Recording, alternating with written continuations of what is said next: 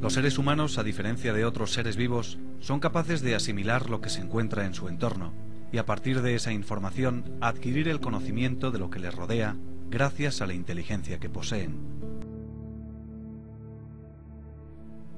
El encargado de percibir y procesar la información es el cerebro. La transmisión de información dentro del cerebro se produce mediante la actividad de células denominadas neurotransmisores, que son capaces de provocar la activación del impulso nervioso.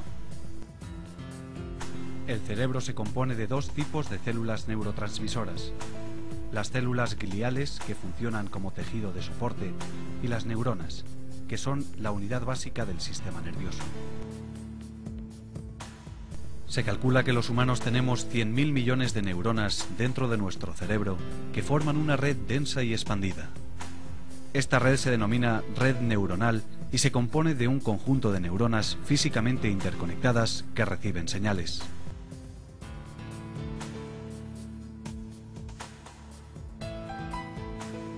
Las neuronas procesan estas señales gracias a un proceso electroquímico.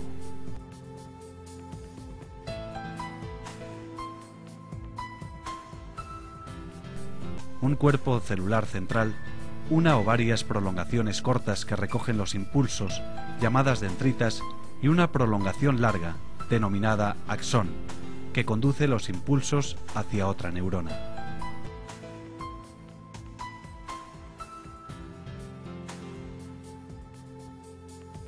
Cuando las neuronas transmiten información de unas a otras, se denomina sinapsis. La sinapsis comienza con una descarga electroquímica en una de las neuronas.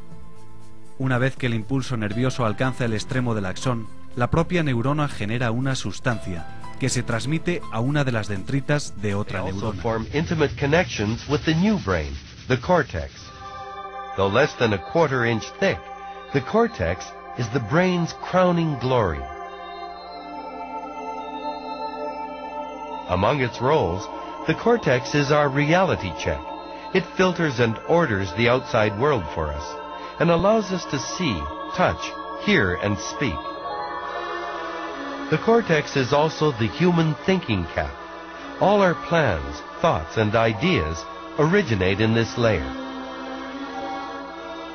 The cortex is packed with nerve cells. About 2/3 of all our neurons operate here. A piece of cortex tissue no larger than a pinhead can house 30,000 of these cells.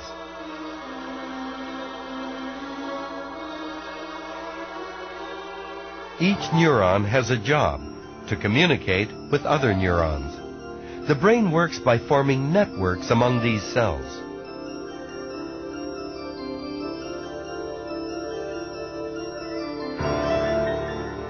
The long, spiny branches of the networks create a neural forest of astounding intricacy.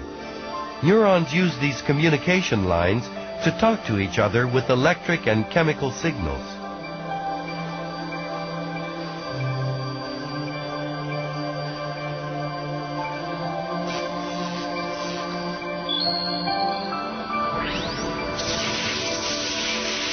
Here under microscope are two neurons linking up.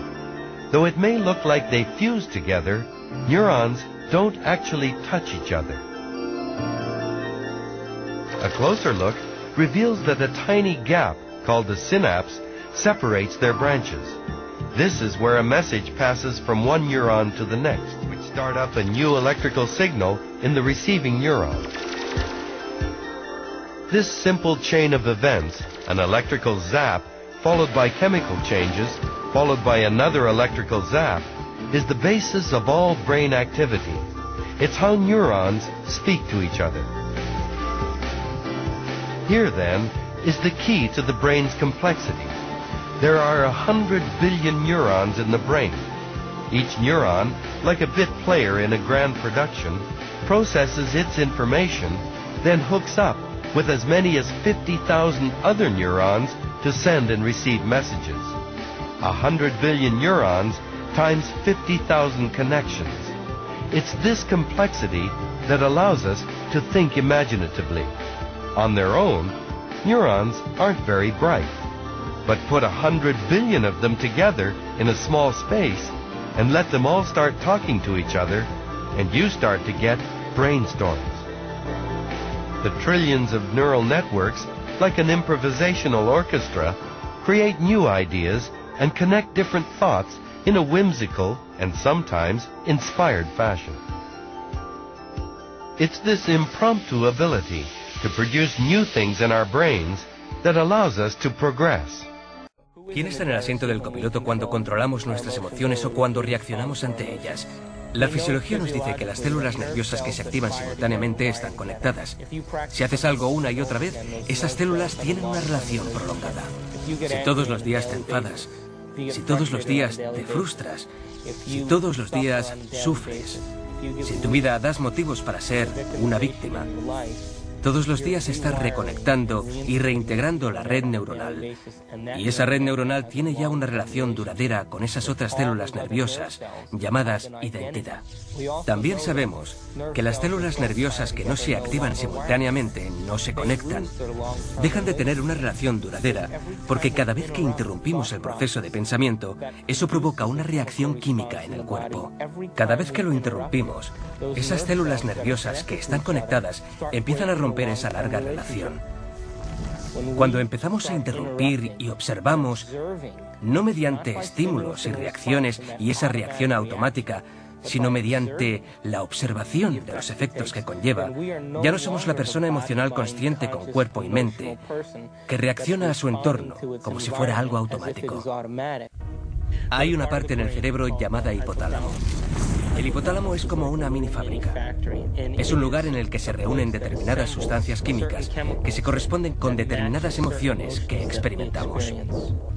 Esas sustancias químicas se llaman péptidos.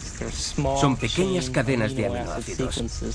En esencia, el cuerpo es una unidad de carbono que fabrica en total unos 20 aminoácidos distintos para tener la fórmula de su estructura física.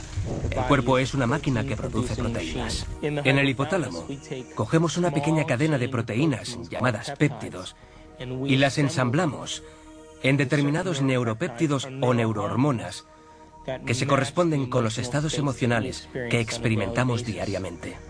Así pues, hay sustancias químicas para el enfado y hay sustancias químicas para la tristeza. Y también hay sustancias químicas para sentirse víctima y para la lujuria.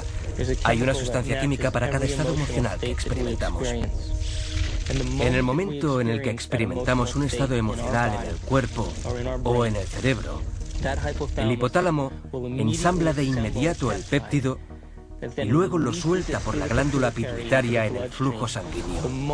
Cuando llega a la sangre, sigue su camino hasta distintos centros o distintas partes del cuerpo. Cada célula del cuerpo tiene receptores en el exterior. Una célula puede tener miles de receptores estudiando su superficie, abriéndose al mundo exterior de alguna forma. Cuando un péptido atraca en una célula, literalmente, como si fuera una llave que se mete en una cerradura, se coloca en la superficie del receptor. Se pega a él, lo mueve y, como si llamara al timbre de una puerta, manda una señal a la célula. ¡A divertirse!